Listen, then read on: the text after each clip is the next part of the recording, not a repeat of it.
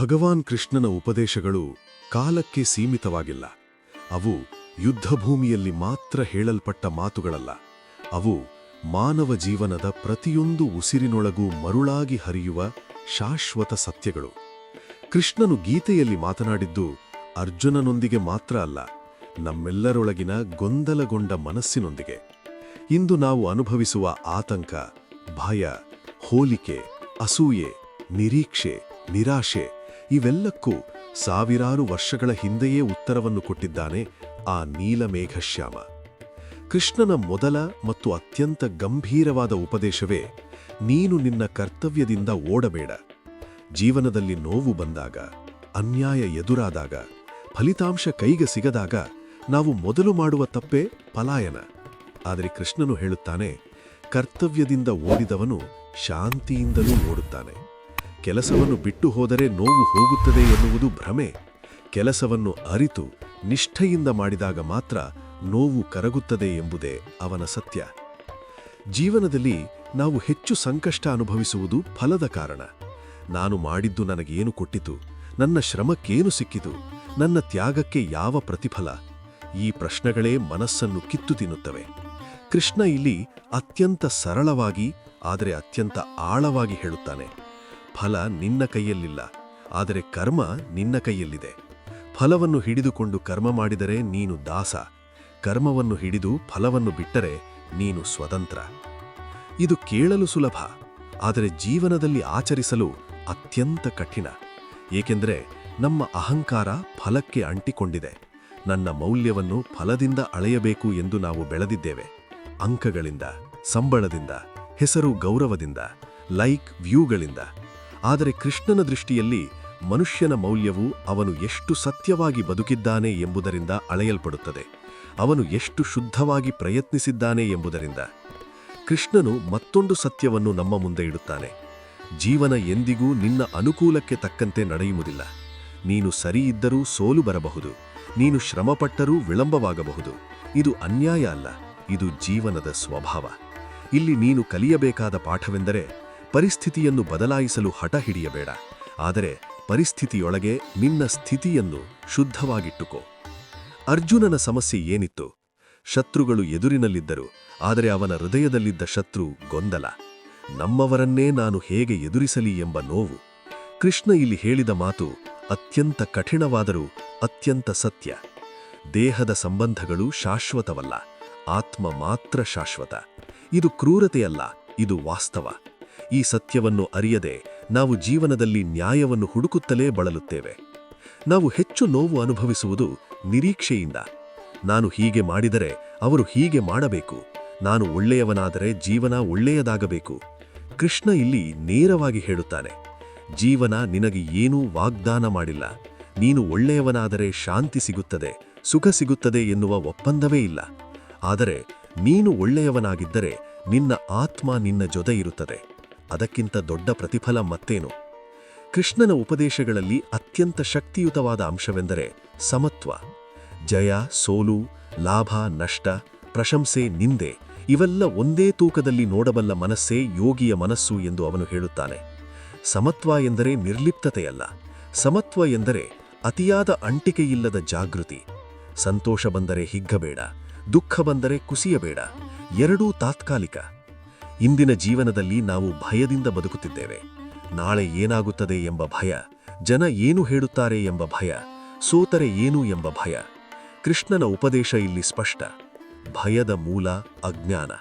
ನೀನು ನಿನ್ನ ಸ್ವರೂಪವನ್ನು ಮರೆತಾಗ ಭಯ ಹುಟ್ಟುತ್ತದೆ. ನೀನು ಈ ದೇಹವಲ್ಲ, ನೀನು ಈ ಪಾತ್ರವಲ್ಲ, ನೀನು ಶುದ್ಧ ಚೈತನ್ಯ ಎಂಬ ಅರಿವು ಬಂದಾಗ ಭಯ ಕರಗುತ್ತದೆ. ಕೃಷ್ಣನ ಮಾತುಗಳಲ್ಲಿ ಯಾವುದೇ ಮಿಥ್ಯಾ ಭರವಸೆಯಿಲ್ಲ. ನನ್ನನ್ನು ನಂಬಿದರೆ ಜೀವನ ಸುಲಭವಾಗುತ್ತದೆ ಎಂದು ಅವನು ಹೇಳುವುದಿಲ್ಲ. ಅವನು ಹೇಳುವುದೇ ಬೇರೆ. ನನ್ನನ್ನು ಅರಿತರೆ ಜೀವನವನ್ನು ಎದುರಿಸುವ ಶಕ್ತಿ ಬರುತ್ತದೆ. ಸಮಸ್ಯೆಗಳು ಹೋಗುವುದಿಲ್ಲ, ಆದರೆ ನೀನು ಮುರಿಯುವುದಿಲ್ಲ. ನೋವು ಬರುತ್ತದೆ, ಆದರೆ ನೀನು ಅದರೊಳಗೆ ಕಳೆದು ಹೋಗುವುದಿಲ್ಲ.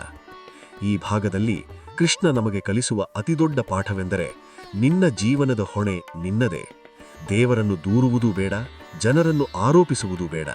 ನೀನು ಮಾಡಿದ ಕರ್ಮ, ನೀನು ಹಿಡಿದ ಮನೋಭಾವ, ನೀನು ಆಯ್ದ ದಾರಿಯೇ ನಿನ್ನ ಅನುಭವವನ್ನು ರೂಪಿಸುತ್ತವೆ.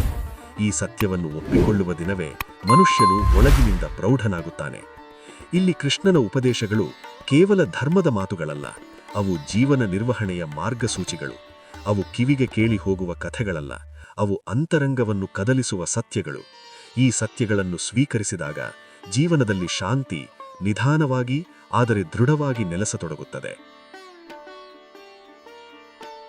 ಭಗವಾನ್ ಕೃಷ್ಣನ ಉಪದೇಶಗಳ ಆಳವನ್ನು ನಿಜವಾಗಿ ಅರ್ಥ ಮಾಡಿಕೊಳ್ಳಬೇಕೆಂದರೆ ಅವನು ಮಾತನಾಡುವ ಆಸೆಯ ಬಗ್ಗೆ, ಬಂಧನದ ಬಗ್ಗೆ ಮತ್ತು ಅಹಂಕಾರದ ಬಗ್ಗೆ ಮನಸ್ಸು ತೆರೆದು ಕೇಳಬೇಕು. ಏಕೆಂದರೆ ಮನುಷ್ಯನ ಬದುಕನ್ನು ನಿಜವಾಗಿ ಬಂಧಿಸುವುದು ಹೊರಗಿನ ಪರಿಸ್ಥಿತಿಗಳಲ್ಲ, ಒಳಗಿನ ಆಸೆಗಳ ಸರಪಳಿಯೇ ಅವನ ಕಾಲಿಗೆ ಬಿದ್ದ ಬೇಡಿ. ಕೃಷ್ಣನು ಈ ಸತ್ಯವನ್ನು ಯಾವುದೇ ಅಲಂಕಾರವಿಲ್ಲದೆ ಹೇಳುತ್ತಾನೆ. ಆಸೆ ಹುಟ್ಟಿದಾಗಲೇ ಅಶಾಂತಿ ಹುಟ್ಟುತ್ತದೆ. ನಮಗೆ ಸಾಮಾನ್ಯವಾಗಿ ಆಸೆ ಕೆಟ್ಟದ್ದು ಎಂದು ಭಾಸವಾಗುವುದಿಲ್ಲ, ಏಕೆಂದರೆ ನಾವು ಆಸೆಯನ್ನೇ ಪ್ರೇರಣೆ ಎಂದು ಕರೆಯುತ್ತೇವೆ. ಇನ್ನಷ್ಟು ಬೇಕು, ಇನ್ನಷ್ಟು ಸಾಧಿಸಬೇಕು, ಇನ್ನಷ್ಟು ಮೀರಬೇಕು ಎಂದು ಮನಸ್ಸು ಹಚ್ಚುತ್ತದೆ. ಆದರೆ ಕೃಷ್ಣನು ಇಲ್ಲಿ ಸೂಕ್ಷ್ಮವಾದ ಭೇದವನ್ನು ಮಾಡುತ್ತಾನೆ. ಅವನು ಹೇಳುವುದು ಆಸೆ ಮತ್ತು ಸಂಕಲ್ಪ ಒಂದೇಯಲ್ಲ. ಸಂಕಲ್ಪ ಶುದ್ಧವಾಗಿರುತ್ತದೆ, ಆಸೆ ಅಂಟಿಕೊಂಡಿರುತ್ತದೆ. ಸಂಕಲ್ಪ ಕರ್ಮಕ್ಕೆ ಶಕ್ತಿ ಕೊಡುತ್ತದೆ, ಆಸೆ ಮನಸ್ಸಿಗೆ ಬಂಧನ ತರುತ್ತದೆ. ನೀನು ಏನನ್ನಾದರೂ ಬಯಸುವಾಗ ಅದನ್ನು ಸಿಕ್ಕಿದರೆ ಮಾತ್ರ ಸಂತೋಷ ಎಂದು ನಿರ್ಧರಿಸಿದಾಗ ನೀನು ನಿನ್ನ ಸಂತೋಷವನ್ನು ಭವಿಷ್ಯದ ಕೈಗೆ ಒಪ್ಪಿಸಿದಂತಾಗುತ್ತದೆ. ಈ ಕ್ಷಣದ ಶಾಂತಿಯನ್ನು ಬಿಟ್ಟು ನಾಳೆಯ ನಿರೀಕ್ಷೆಯಲ್ಲಿ ಬದುಕುವುದು ಇದೇ ಮನುಷ್ಯನ ಅತಿದೊಡ್ಡ ದುರ್ಬಲತೆ. ಕೃಷ್ಣನು ಹೇಳುತ್ತಾನೆ, ಈಗ ಇರುವ ಕ್ಷಣದಲ್ಲಿ ನೆಲೆಸಿದವನು ಮಾತ್ರ ನಿಜವಾಗಿ ಜೀವಿಸುತ್ತಾನೆ, ಉಳಿದವರು ಬದುಕನ್ನು ಕಾಯುತ್ತಿರುತ್ತಾರೆ. ಆಸೆಯಿಂದ ಮತ್ತೊಂದು ದೊಡ್ಡ ಶತ್ರು ಹುಟ್ಟುತ್ತದೆ, ಕ್ರೋಧ. ಬಯಸಿದ್ದು ಸಿಗದಾಗ ಕೋಪ, ತಡವಾದಾಗ ಕೋಪ, ತಿರಸ್ಕೃತವಾದಾಗ ಕೋಪ. ಕೃಷ್ಣನು ಈ ಕ್ರಮವನ್ನು ಸ್ಪಷ್ಟವಾಗಿ ವಿವರಿಸುತ್ತಾನೆ.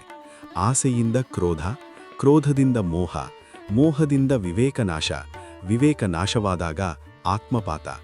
ಇದು ಕೇವಲ ತತ್ವಶಾಸ್ತ್ರವಲ್ಲ, ಇದು ದಿನನಿತ್ಯದ ಜೀವನದಲ್ಲಿ ನಾವು ನೋಡುವ ಸತ್ಯ. ಕೋಪದ ಕ್ಷಣದಲ್ಲಿ ಮನುಷ್ಯನು ತನ್ನನ್ನೇ ಕಳೆದುಕೊಳ್ಳುತ್ತಾನೆ. ಅವನು ಹೇಳಬಾರದ ಮಾತುಗಳನ್ನು ಹೇಳುತ್ತಾನೆ, ಮಾಡಬಾರದ ಕೆಲಸಗಳನ್ನು ಮಾಡುತ್ತಾನೆ, ನಂತರ ಪಶ್ಚಾತ್ತಾಪ. ಆದರೆ ಕೃಷ್ಣನ ಉಪದೇಶ ಇಲ್ಲಿ ಗಟ್ಟಿಯಾಗಿದೆ. ಪಶ್ಚಾತ್ತಾಪಕ್ಕಿಂತ ಜಾಗೃತಿಯೇ ಶ್ರೇಷ್ಠ. ಕೋಪ ಬಂದಾಗ ಅದನ್ನು ದಮನ ಮಾಡು ಎಂದು ಅವನು ಹೇಳುವುದಿಲ್ಲ, ಕೋಪ ಹುಟ್ಟುವ ಮೂಲವನ್ನು ಅರಿತುಕೋ ಎಂದು ಹೇಳುತ್ತಾನೆ. ಮೂಲ ಅರಿತರೆ ಶಾಖೆಗಳು ತಾನಾಗಿಯೇ ಒಣಗುತ್ತವೆ. ಅಹಂಕಾರ ಎಂಬುದು ಮನುಷ್ಯನನ್ನು ಒಳಗಿಂದ ಕುರುಡಾಗಿಸುವ ವಿಷ. ನಾನು, ನನ್ನದು, ನನ್ನ ಸಾಧನೆ, ನನ್ನ ನೋವು ಎಲ್ಲವೂ ನನ್ನ ಸುತ್ತಲೇ ತಿರುಗುವ ಮನಸ್ಸು. ಕೃಷ್ಣನು ಇಲ್ಲಿ ಒಂದು ಮಹತ್ವದ ಸತ್ಯವನ್ನು ನೆನಪಿಸುತ್ತಾನೆ. ನೀನು ಮಾಡುವ ಕರ್ಮದಲ್ಲಿ ನೀನು ಸಾಧಕ, ಆದರೆ ಕರ್ತ ಅಲ್ಲ. ಈ ವಿಶ್ವದಲ್ಲಿ ನಡೆಯುತ್ತಿರುವುದು ಒಂದು ಮಹಾಕ್ರಮ, ನೀನು ಅದರಲ್ಲಿ ಒಂದು ಸಾಧನ ಮಾತ್ರ.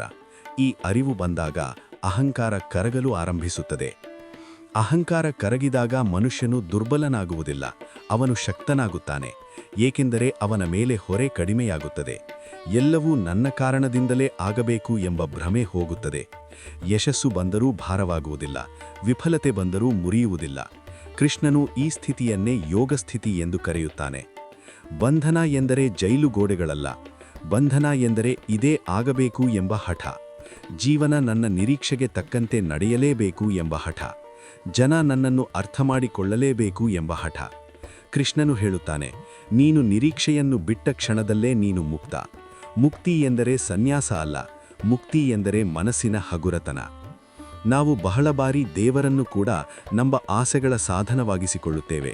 ಇದು ಕೊಟ್ಟಲೇ ನಾನು ನಿನ್ನನ್ನು ನಂಬುತ್ತೇನೆ, ಇದು ಆಗದಿದ್ದರೆ ನಾನು ನಿನ್ನಿಂದ ದೂರ. ಕೃಷ್ಣನ ಉಪದೇಶ ಇಲ್ಲಿ ಅತ್ಯಂತ ತೀಕ್ಷ್ಣ. ದೇವರು ವ್ಯವಹಾರದ ಪಾಲುದಾರನಲ್ಲ, ಅವನು ಮಾರ್ಗದರ್ಶಕ. ನೀನು ಕೇಳಿದ್ದನ್ನೇ ಕೊಡುವವನಲ್ಲ, ನೀನು ಬೇಕಾದವನಾಗಲು ಸಹಾಯ ಮಾಡುವವನು. ಜೀವನದಲ್ಲಿ ಅನ್ಯಾಯ ಆಗುತ್ತದೆ ಎಂಬ ಭಾವನೆ ಬಹಳ ಜನರನ್ನು ಕಾಡುತ್ತದೆ. ನಾನು ಒಳ್ಳೆಯವನಾದರೂ ನನಗೇಕೆ ಕಷ್ಟ, ಇತರರು ತಪ್ಪು ಮಾಡಿದರೂ ಅವರಿಗೇಕೆ ಸುಖ. ಕೃಷ್ಣನು ಇಲ್ಲಿ ತಾಳ್ಮೆಯ ಸತ್ಯವನ್ನು ಹೇಳುತ್ತಾನೆ. ಕರ್ಮದ ಫಲ ತಕ್ಷಣ ಬರಬೇಕೆಂಬ ನಿಯಮವಿಲ್ಲ. ಬೀಜ ಬಿತ್ತಿದ ದಿನವೇ ಫಲ ಬರುವುದಿಲ್ಲ, ಆದರೆ ಬೀಜದ ಸ್ವಭಾವ ತಪ್ಪುವುದಿಲ್ಲ. ಈ ಅರಿವು ಬಂದಾಗ ಮನುಷ್ಯನೊಳಗೆ ಶಾಂತಿ ಮೂಡುತ್ತದೆ. ನಾವು ಇತರರ ಜೀವನವನ್ನು ನೋಡಿ ನಮ್ಮನ್ನು ಅಳೆಯುತ್ತೇವೆ. ಅವನು ಎಷ್ಟು ಮುಂದೆ ಹೋಗಿದ್ದಾನೆ, ಅವಳು ಎಷ್ಟು ಸಾಧಿಸಿದ್ದಾಳೆ. ಈ ಹೋಲಿಕೆಯೇ ನಿರಂತರ ಅಸಂತೋಷದ ಮೂಲ. ಕೃಷ್ಣನು ಹೇಳುತ್ತಾನೆ, ನಿನ್ನ ಪಥ ನಿನ್ನದು, ಅವನ ಪಥ ಅವನದು. ಹೋಲಿಕೆ ಅಜ್ಞಾನದಿಂದ ಹುಟ್ಟುತ್ತದೆ, ಜಾಗೃತಿ ಸ್ವೀಕಾರದಿಂದ. ಸತ್ಯವೆಂದರೆ ಮನುಷ್ಯನು ಹೊರಗಿನ ಶತ್ರುಗಳಿಂದ ಅಲ್ಲ, ಒಳಗಿನ ಅಸಮಾಧಾನದಿಂದ ಸೋಲುತ್ತಾನೆ. ಕೃಷ್ಣನ ಉಪದೇಶಗಳು ನಮ್ಮನ್ನು ಹೊರಗೆ ಯುದ್ಧ ಮಾಡಲಲ್ಲ, ಒಳಗೆ ಜಾಗೃತಲಾಗಲು ಕರೆದೊಯ್ಯುತ್ತವೆ. ಒಳಗಿನ ಯುದ್ಧ ಗೆದ್ದವನಿಗೆ ಹೊರಗಿನ ಯುದ್ಧ ಭಯವಲ್ಲ. ಈ ಭಾಗದಲ್ಲಿ ಕೃಷ್ಣ ನಮಗೆ ಕಲಿಸುವುದು ಒಂದೇ: ನೀನು ನಿನ್ನ ಮನಸ್ಸಿನ ಮಾಲೀಕನಾಗು, ಅದರ ದಾಸನಾಗಬೇಡ. ಆಸೆ ನಿನ್ನನ್ನು ನಡೆಸಬಾರದು, ವಿವೇಕ ನಿನ್ನನ್ನು ನಡೆಸಬೇಕು. ಈ ಸ್ಥಿತಿಗೆ ಬಂದಾಗ ಜೀವನವು ನಿಧಾನವಾಗಿ ಸರಳವಾಗುತ್ತದೆ, ಗಂಭೀರವಾಗುತ್ತದೆ ಮತ್ತು ಅರ್ಥಪೂರ್ಣವಾಗುತ್ತದೆ.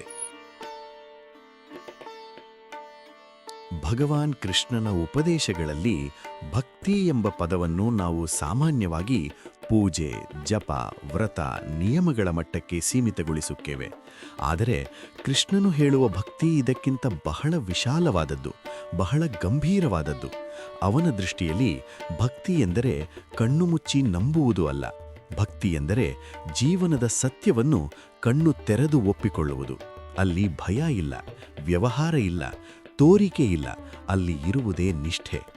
ನಾವು ಬಹಳ ಬಾರಿ ದೇವರನ್ನು ನೆನಪಿಸುವುದು ನೋವು ಬಂದಾಗ. ಸುಖದಲ್ಲಿ ಅವನನ್ನು ಮರೆತು ಸಂಕಷ್ಟದಲ್ಲಿ ಅವನನ್ನು ಹುಡುಕುವುದು ನಮ್ಮ ಸ್ವಭಾವವಾಗಿದೆ. ಆದರೆ ಕೃಷ್ಣನು ಹೇಳುತ್ತಾನೆ, ಭಕ್ತಿ ಸಂಕಷ್ಟದ ಪರಿಹಾರವಲ್ಲ, ಅದು ಬದುಕಿನ ಸ್ಥಿತಿ. ಉಸಿರಿನಂತೆ ನಿರಂತರವಾಗಿರಬೇಕು. ದೇವರನ್ನು ನೆನಪಿಸುವುದು ಸಮಸ್ಯೆ ಹೋಗಿಸಲು ಅಲ್ಲ, ಸಮಸ್ಯೆಯೊಳಗೆ ಮುರಿಯದಿರಲು. ಶರಣಾಗತಿ ಎಂಬ ಪದವನ್ನು ನಾವು ದುರ್ಬಲತೆಯಂತೆ ಅರ್ಥ ಮಾಡಿಕೊಳ್ಳುತ್ತೇವೆ. ಎಲ್ಲವನ್ನೂ ದೇವರ ಕೈಗೆ ಒಪ್ಪಿಸಿದರೆ ನಾನು ಏನು? ನನ್ನ ಶ್ರಮ, ನನ್ನ ಬುದ್ಧಿ, ನನ್ನ ಆಯ್ಕೆ ಎಲ್ಲಿಗೆ ಹೋಗುತ್ತದೆ? ಕೃಷ್ಣನ ಉಪದೇಶ ಇಲ್ಲಿ ಸ್ಪಷ್ಟ. ಶರಣಾಗತಿ ಎಂದರೆ ಹೊಣೆ ಬಿಟ್ಟುಕೊಡುವುದು ಅಲ್ಲ, ಅಹಂಕಾರ ಬಿಟ್ಟುಕೊಡುವುದು. ನೀನು ನಿನ್ನ ಶ್ರಮವನ್ನು ಸಂಪೂರ್ಣವಾಗಿ ಮಾಡು, ಆದರೆ ಫಲದ ಮೇಲೆ ಹಕ್ಕು ಬಿಡು. ಇದುವೇ ಶರಣಾಗತಿ. ಅರ್ಜುನನ ಜೀವನದಲ್ಲಿ ತಿರುವು ಬಂದದ್ದು ಈ ಶರಣಾಗತಿಯ ಕ್ಷಣದಲ್ಲಿ. ನಾನು ಏನು ಮಾಡಬೇಕು ಎಂದು ನೀನು ಹೇಳು ಎಂಬ ಅವನ ಮಾತು ಸೋಲಿನ ಸೂಚನೆಯಲ್ಲ, ಅದು ಜಾಗೃತಿಯ ಆರಂಭ. ನಾನು ಎಲ್ಲವನ್ನೂ ತಿಳಿದಿದ್ದೇನೆ ಎಂಬ ಭ್ರಮೆ ಕರಗಿದಾಗಲೇ ನಿಜವಾದ ಕಲಿಕೆ ಆರಂಭವಾಗುತ್ತದೆ. ಕೃಷ್ಣನು ನಮಗೆ ಕಲಿಸುವುದೂ ಇದೆ: ಜೀವನದ ಮುಂದೆ ವಿನಮ್ರನಾಗು, ಆದರೆ ನಿರ್ಗತಿಕನಾಗಬೇಡ. ಭಕ್ತಿಯಲ್ಲಿ ಮತ್ತೊಂದು ಸೂಕ್ಷ್ಮ ಸತ್ಯವಿದೆ. ಭಕ್ತಿ ಎಂದರೆ ನಿರೀಕ್ಷೆಯಿಲ್ಲದ ಪ್ರೀತಿ. ನಾನು ಪೂಜೆ ಮಾಡಿದರೆ ಇದು ಆಗಬೇಕು, ನಾನು ಮಂತ್ರ ಜಪಿಸಿದರೆ ಅದು ಸಿಗಬೇಕು ಎಂಬ ಲೆಕ್ಕಾಚಾರ ಅಲ್ಲಿ ಇಲ್ಲ. ಕೃಷ್ಣನು ಹೇಳುತ್ತಾನೆ, ನಿನ್ನ ಭಕ್ತಿ ಶುದ್ಧವಾದರೆ ಫಲದ ಚಿಂತೆ ತಾನಾಗಿಯೇ ಹೋಗುತ್ತದೆ. ಫಲದ ಚಿಂತೆ ಇರುವ ಜಾಗದಲ್ಲಿ ಭಕ್ತಿ ಅಪೂರ್ಣ. ನಾವು ನಮ್ಮ ತಪ್ಪುಗಳಿಗೆ ಕ್ಷಮೆ ಕೇಳುತ್ತೇವೆ, ಆದರೆ ಅದೇ ತಪ್ಪುಗಳನ್ನು ಮತ್ತೆ ಮಾಡುತ್ತೇವೆ. ಇಲ್ಲಿ ಕೃಷ್ಣನ ಉಪದೇಶ ತೀಕ್ಷ್ಣವಾಗಿದೆ. ಕ್ಷಮೆ ಕೇಳುವುದು ಸುಲಭ, ಜಾಗೃತರಾಗುವುದು ಕಠಿಣ. ಭಕ್ತಿ ಎಂದರೆ ತಪ್ಪು ಮಾಡದಿರುವುದು ಅಲ್ಲ, ತಪ್ಪು ಮಾಡಿದಾಗ ಅದರಿಂದ ಪಾಠ ಕಲಿಯುವುದು. ಪಶ್ಚಾತ್ತಾಪದಿಂದ ಜ್ಞಾನಕ್ಕೆ ಹೋಗುವ ದಾರಿ ಭಕ್ತಿಯ ದಾರಿಯೇ. ಭಕ್ತಿಯ ಇನ್ನೊಂದು ಮುಖ ವಿಶ್ವಾಸ. ಆದರೆ ವಿಶ್ವಾಸ ಎಂದರೆ ಎಲ್ಲವೂ ನನ್ನ ಇಚ್ಛೆಗೆ ತಕ್ಕಂತೆ ನಡೆಯುತ್ತದೆ ಎಂಬ ಭರವಸೆ ಅಲ್ಲ. ವಿಶ್ವಾಸ ಎಂದರೆ ಏನಾಗುತ್ತಿದೆಯೋ ಅದು ನನ್ನ ಬೆಳವಣಿಗೆಗೆ ಅಗತ್ಯವೆಂಬ ಒಳಗಿನ ನಂಬಿಕೆ. ನೋವು ಬಂದಾಗಲೂ ದೇವರನ್ನು ದೂರುವುದಿಲ್ಲ, ವಿಳಂಬವಾದಾಗಲೂ ಆತುರಗೊಳ್ಳುವುದಿಲ್ಲ. ಈ ಸ್ಥಿತಿಯೇ ಭಕ್ತನ ಸ್ಥಿತಿ. ಕೃಷ್ಣನು ಹೇಳುವಂತೆ ಭಕ್ತನು ವಿಶೇಷ ವ್ಯಕ್ತಿಯಲ್ಲ, ಅವನು ಸಾಮಾನ್ಯ ಜೀವನದಲ್ಲೇ ಅಸಾಮಾನ್ಯ ಮನೋಭಾವವನ್ನು ಹೊಂದಿರುತ್ತಾನೆ. ಅವನು ಕುಟುಂಬದಲ್ಲೇ ಇರುತ್ತಾನೆ, ಕೆಲಸದಲ್ಲೇ ಇರುತ್ತಾನೆ, ಸಮಾಜದಲ್ಲೇ ಇರುತ್ತಾನೆ, ಆದರೆ ಅವನ ಮನಸ್ಸು ಅಂಟಿಕೊಂಡಿಲ್ಲ. ಅವನು ಕರ್ತವ್ಯವನ್ನು ಮಾಡುತ್ತಾನೆ, ಆದರೆ ಗುರುತಿಗೆ ಹಸಿವಿಲ್ಲ.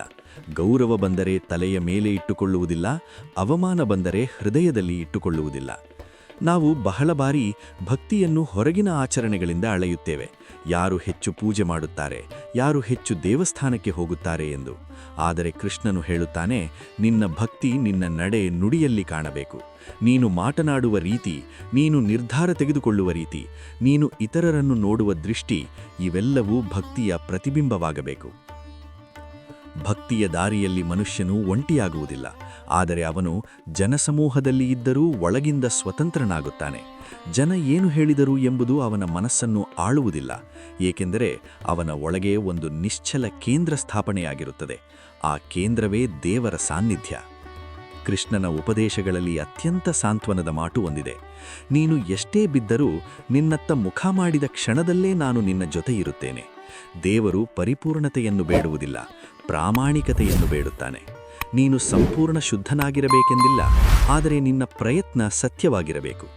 ಭಕ್ತಿಯ ದಾರಿಯಲ್ಲಿ ಸಾಗಿದವನಿಗೆ ಜೀವನ ಸರಳವಾಗುವುದಿಲ್ಲ, ಆದರೆ ಸ್ಪಷ್ಟವಾಗುತ್ತದೆ. ಗೊಂದಲ ಕಡಿಮೆಯಾಗುತ್ತದೆ, ನಿರ್ಧಾರಗಳಲ್ಲಿ ಭಯ ಕಡಿಮೆಯಾಗುತ್ತದೆ. ಏಕೆಂದರೆ ಅವನು ತನ್ನನ್ನು ಒಬ್ಬನೇ ಎಂದು ಭಾವಿಸುವುದಿಲ್ಲ. ಈ ವಿಶ್ವದ ಕ್ರಮದಲ್ಲಿ ತನ್ನಿಗೂ ಒಂದು ಸ್ಥಾನವಿದೆ ಎಂಬ ಭಾವನೆ ಅವನನ್ನು ಗಟ್ಟಿಗೊಳಿಸುತ್ತದೆ. ಈ ಭಾಗದಲ್ಲಿ ಕೃಷ್ಣ ನಮಗೆ ಹೇಳುವ ಮಹತ್ವದ ಸತ್ಯವೇ ಇದು. ನೀನು ದೇವರನ್ನು ಹಿಡಿದರೆ ಜೀವನ ಬಿಡಬೇಕಾಗಿಲ್ಲ, ಜೀವನವನ್ನು ಹಿಡಿದರೆ ದೇವರನ್ನು ಬಿಡಬೇಕಾಗಿಲ್ಲ. ಎರಡನ್ನೂ ಸಮತೋಲನದಲ್ಲಿ ಇಟ್ಟುಕೊಂಡವನೇ ನಿಜವಾದ ಭಕ್ತ. ಭಗವಾನ್ ಕೃಷ್ಣನ ಉಪದೇಶಗಳು ಈ ಹಂತದಲ್ಲಿ ಇನ್ನೂ ಆಳಕ್ಕಿಳಿಯುತ್ತವೆ. ಇಲ್ಲಿ ಮಾತು ನಡೆಯುವುದು ದೇಹದ ಬಗ್ಗೆ ಅಲ್ಲ, ಪಾತ್ರಗಳ ಬಗ್ಗೆ ಅಲ್ಲ, ಬದುಕಿನ ಮೇಲ್ಮೈ ಘಟನೆಗಳ ಬಗ್ಗೆ ಅಲ್ಲ. ಇಲ್ಲಿ ಕೃಷ್ಣ ನಮ್ಮನ್ನು ನೇರವಾಗಿ ಆತ್ಮದ ಎದುರಿಗೆ ನಿಲ್ಲಿಸುತ್ತಾನೆ. ಮನುಷ್ಯನು ತನ್ನ ನೋವಿನ ಮೂಲವನ್ನು ತಪ್ಪಾಗಿ ಅರ್ಥ ಮಾಡಿಕೊಂಡಿದ್ದಾನೆ ಎಂದು ಅವನು ಸೂಚಿಸುತ್ತಾನೆ. ನಾವು ದುಃಖಪಡುವುದು ಘಟನೆಗಳಿಂದಲ್ಲ, ನಾವು ನಮ್ಮನ್ನು ಘಟನೆಗಳೆಂದು ಭಾವಿಸುವುದರಿಂದ. ನೀನು ಈ ದೇಹವೇ ಎಂದು ಭಾವಿಸದ ಕ್ಷಣದಿಂದಲೇ ಭಯ ಆರಂಭವಾಗುತ್ತದೆ. ದೇಹಕ್ಕೆ ವಯಸ್ಸು ಬರುತ್ತದೆ, ಕಾಯಿಲೆ ಬರುತ್ತದೆ, ಮರಣ ಬರುತ್ತದೆ. ಈ ಅನಿವಾರ್ಯತೆಯನ್ನು ಎದುರಿಸಲು ಮನಸ್ಸು ಸಿದ್ಧವಿಲ್ಲದಾಗ ದುಃಖ ಗಟ್ಟಿಯಾಗುತ್ತದೆ. ಕೃಷ್ಣನು ಇಲ್ಲಿ ಶಾಂತವಾಗಿ ಹೇಳುತ್ತಾನೆ, ನೀನು ದೇಹವಲ್ಲ, ನೀನು ದೇಹವನ್ನು ಧರಿಸಿದ ಚೈತನ್ಯ. ದೇಹ ಬದಲಾಯಿಸುತ್ತದೆ, ಆತ್ಮ ಬದಲಾಗುವುದಿಲ್ಲ. ಬಟ್ಟೆ ಬದಲಾಯಿಸಿದಂತೆ ದೇಹ ಬದಲಾಯಿಸುತ್ತದೆ ಎಂಬ ಈ ಮಾತು ಕೇಳಲು ಸರಳ, ಆದರೆ ಅರ್ಥ ಮಾಡಿಕೊಂಡಾಗ ಜೀವನವೇ ಬದಲಾಗುತ್ತದೆ. ಮರಣದ ಭಯ ಮನುಷ್ಯನ ಎಲ್ಲಾ ಭಯಗಳ ತಾಯಿ. ಅದನ್ನು ಒಪ್ಪಿಕೊಳ್ಳದಿರುವುದೇ ಎಲ್ಲಾ ಅಂಟಿಕೆಯ ಮೂಲ. ಕೃಷ್ಣನು ಮರಣವನ್ನು ಅಂತ್ಯವೆಂದು ಹೇಳುವುದಿಲ್ಲ, ಅದು ಪರಿವರ್ತನೆ ಎಂದು ಹೇಳುತ್ತಾನೆ. ಬೀಜ ಮಣ್ಣಿನಲ್ಲಿ ಮುರಿಯದೇ ಇದ್ದರೆ ಗಿಡವಾಗುವುದಿಲ್ಲ. ಅದೇ ರೀತಿ ದೇಹದ ಅಂತ್ಯ ಆತ್ಮದ ಅಂತ್ಯವಲ್ಲ, ಅದು ಮುಂದಿನ ಯಾತ್ರೆಯ ಒಂದು ಹಂತ ಮಾತ್ರ. ಈ ಅರಿವು ಬಂದಾಗ ಮನುಷ್ಯನು ಬದುಕನ್ನೂ ಭಯದಿಂದ ಅಲ್ಲ, ಕೃತಜ್ಞತೆಯಿಂದ ನೋಡುತ್ತಾನೆ. ನಾವು ನಮ್ಮನ್ನು ಪಾತ್ರಗಳೊಂದಿಗೆ ಗಟ್ಟಿಯಾಗಿ ಕಟ್ಟಿಹಾಕಿಕೊಂಡಿದ್ದೇವೆ.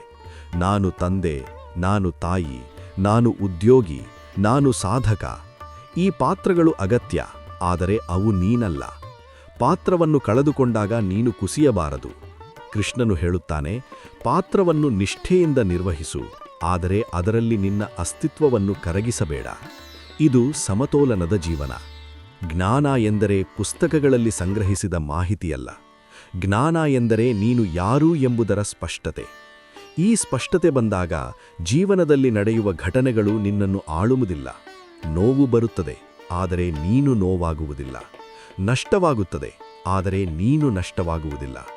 ಕೃಷ್ಣನ ಜ್ಞಾನ ಇದೇ, ನೋವು ಮತ್ತು ನೀನು ಒಂದೇ ಅಲ್ಲ.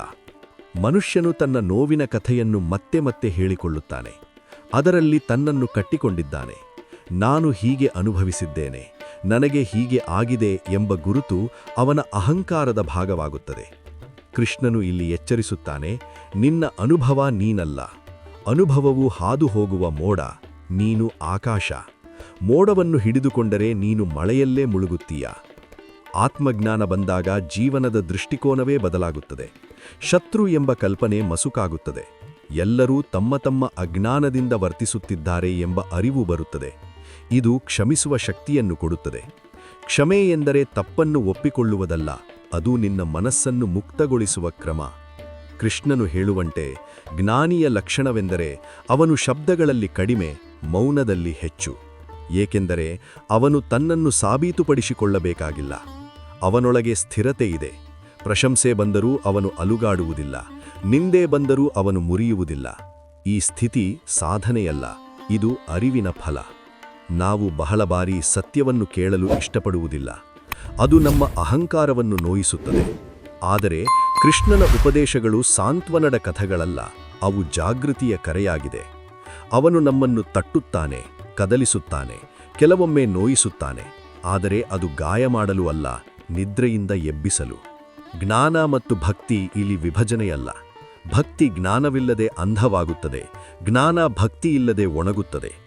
ಕೃಷ್ಣನು ಈ ಎರಡನ್ನೂ ಒಂದೇ ದಾರಿಯಲ್ಲಿ ಸೇರಿಸುತ್ತಾನೆ. ತಿಳಿದವನಿಗೆ ವಿನಯತೆ ಬರುತ್ತದೆ, ವಿನಯನಿಗೆ ಜ್ಞಾನ ಗಟ್ಟಿಯಾಗುತ್ತದೆ. ಇದು ಪರಿಪೂರ್ಣತೆಯ ವಲಯ. ಈ ಹಂತದಲ್ಲಿ ಮನುಷ್ಯನು ಜೀವನದ ಅರ್ಥವನ್ನು ಹೊಸ ಕಣ್ಣಿನಿಂದ ನೋಡುತ್ತಾನೆ. ಬದುಕು ಸುಖಕ್ಕಾಗಿ ಮಾತ್ರವಲ್ಲ, ಜಾಗೃತಿಗಾಗಿ. ಪ್ರತಿಯೊಂದು ಅನುಭವವೂ ಒಂದು ಪಾಠ, ಪ್ರತಿಯೊಂದು ನೋವು ಒಂದು ದ್ವಾರ. ಈ ದೃಷ್ಟಿ ಬಂದಾಗ ಜೀವನದ ಮೇಲೆ ದ್ವೇಷ ಇಲ್ಲ, ಕೃತಜ್ಞತೆ ಹುಟ್ಟುತ್ತದೆ. ಕೃಷ್ಣನು ನಮಗೆ ಹೇಳುವ ಮಹತ್ವದ ಸತ್ಯವೇ ಇದು. ನೀನು ಈ ಲೋಕದಲ್ಲಿ ಬಂದದ್ದು ಕೇವಲ ಉಪಭೋಗಿಸಲು ಅಲ್ಲ, ಅರಿತು ಬೆಳೆಯಲು. ನೀನು ನಿನ್ನನ್ನು ಅರಿತಷ್ಟು ಲೋಕ ನಿನಗೆ ಸರಳವಾಗುತ್ತದೆ. ಭಗವಾನ್ ಕೃಷ್ಣನ ಉಪದೇಶಗಳ ಈ ಅಂತಿಮ ಹಂತದಲ್ಲಿ ಎಲ್ಲ ದಾರಿಗಳು ಒಂದೇ ಕೇಂದ್ರಕ್ಕೆ ಸೇರುತ್ತವೆ. ಕರ್ಮ, ಭಕ್ತಿ, ಜ್ಞಾನ ಇವೆಲ್ಲ ಬೇರೆ ಬೇರೆ ಮಾರ್ಗಗಳಂತೆ ಕಾಣಿಸಿದರೂ ಕೃಷ್ಣನ ದೃಷ್ಟಿಯಲ್ಲಿ ಅವು ವಿಭಿನ್ನವಲ್ಲ. ಅವು ಮನುಷ್ಯನ ವಿಭಿನ್ನ ಸ್ವಭಾವಗಳಿಗೆ ತಕ್ಕಂತೆ ರೂಪುಗೊಂಡ ಒಂದೇ ಸತ್ಯದ ಮುಖಗಳು. ಅಂತಿಮ ಗುರಿ ಒಂದೇ: ಆಂತರಿಕ ಸ್ವಾತಂತ್ರ್ಯ. ಜೀವನದಲ್ಲಿ ಮನುಷ್ಯನು ಬಹಳ ಬಾರಿ ಕೇಳುವ ಪ್ರಶ್ನೆ ಇದು: ನಾನು ಏನು ಮಾಡಬೇಕು? ಯಾಲ ದಾರಿ ಸರಿಯಾಗಿದೆ?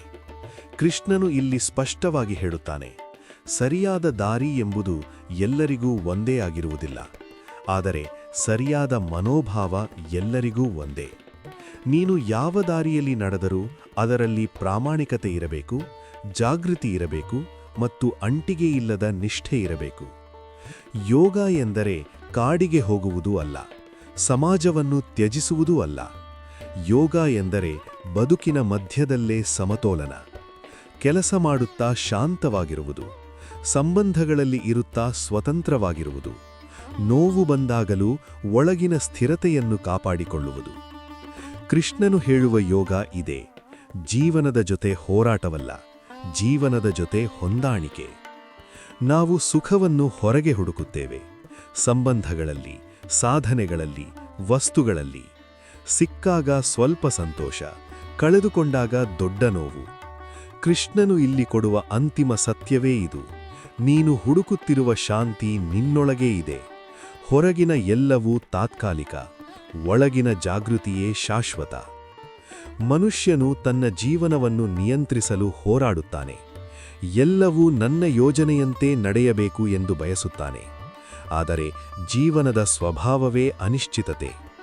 ಕೃಷ್ಣನು ಹೇಳುತ್ತಾನೆ, ನೀನು ಜೀವನವನ್ನು ನಿಯಂತ್ರಿಸಬೇಕಾಗಿಲ್ಲ, ನೀನು ನಿನ್ನ ಪ್ರತಿಕ್ರಿಯೆಯನ್ನು ನಿಯಂತ್ರಿಸು. ಪರಿಸ್ಥಿತಿ ನಿನ್ನ ಕೈಯಲ್ಲಿಲ್ಲ, ಆದರೆ ನಿನ್ನ ಮನಸ್ಥಿತಿ ನಿನ್ನ ಕೈಯಲ್ಲಿದೆ. ಈ ಅರಿವು ಬಂದಾಗ ಮನುಷ್ಯನು ಒಳಗಿನಿಂದ ಬಲವಾಗುತ್ತಾನೆ. ಸಮತ್ವವೇ ಕೃಷ್ಣನ ಅಂತಿಮ ಉಪದೇಶ. ಜಯ, ಸೋಲು, ಲಾಭ, ನಷ್ಟ, ಜನರ ಅಭಿಪ್ರಾಯ ಇವೆಲ್ಲ ನಿನ್ನನ್ನು ಆಳಬಾರದು. ನೀನು ನಿನ್ನ ಮೌಲ್ಯವನ್ನು ಇವುಗಳಿಂದ ಅಳೆಯಬಾರದು. ನೀನು ನಿನ್ನ ಸತ್ಯದಿಂದ ಅಳೆಯಬೇಕು. ನಿನ್ನ ನಡೆ, ನಿನ್ನ ನಿಷ್ಠೆ, ನಿನ್ನ ಜಾಗೃತಿ ಇವೇ ನಿನ್ನ ಅಸ್ತಿತ್ವದ ಆಧಾರ.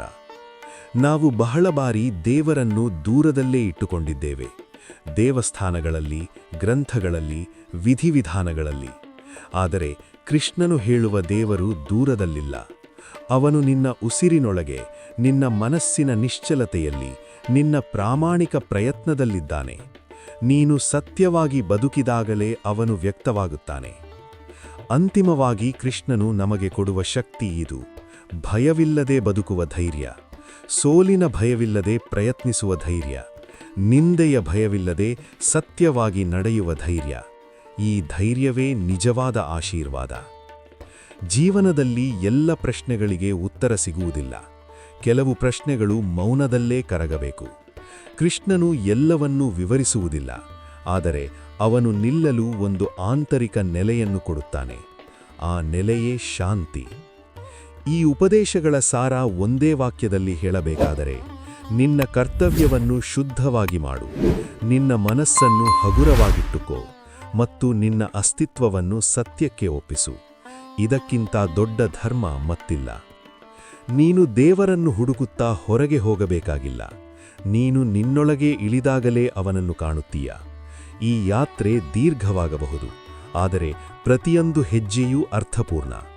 ಕೃಷ್ಣನು ದಾರಿಯನ್ನು ತೋರಿಸುತ್ತಾನೆ, ನಡೆಯುವುದು ನಿನ್ನ ಕೈಯಲ್ಲಿ. ಇದಿಷ್ಟು ಈ ಸಂಚಿಕೆಯ ವಿಷಯವಾಗಿದೆ. ಈ ಸಂಚಿಕೆಯ ಅನಿಸಿಕೆ ಅಭಿಪ್ರಾಯಗಳನ್ನು ತಪ್ಪದೇ ನಮ್ಮೊಂದಿಗೆ ಹಂಚಿಕೊಳ್ಳಿ ಮತ್ತು ಲೈಕ್ ಮಾಡುವುದನ್ನು ಮರೆಯಬೇಡಿ. ಈ ಸಂಚಿಕೆ ನಿಮಗೆ ಇಷ್ಟವಾಗಿದ್ದಲ್ಲಿ ಹರೇ ಕೃಷ್ಣ ಎಂದು ಕಮೆಂಟ್ ಮಾಡಿ, ಅಥವಾ ನಿಮ್ಮ ಇಷ್ಟದ ದೇವರ ಹೆಸರನ್ನು ಕಮೆಂಟ್ನಲ್ಲಿ ಬರೆಯಿರಿ. ಆ ಭಗವಂತನು ನಿಮ್ಮೆಲ್ಲರನ್ನೂ ಆಶೀರ್ವದಿಸಲಿ. ವಂದನೆಗಳು.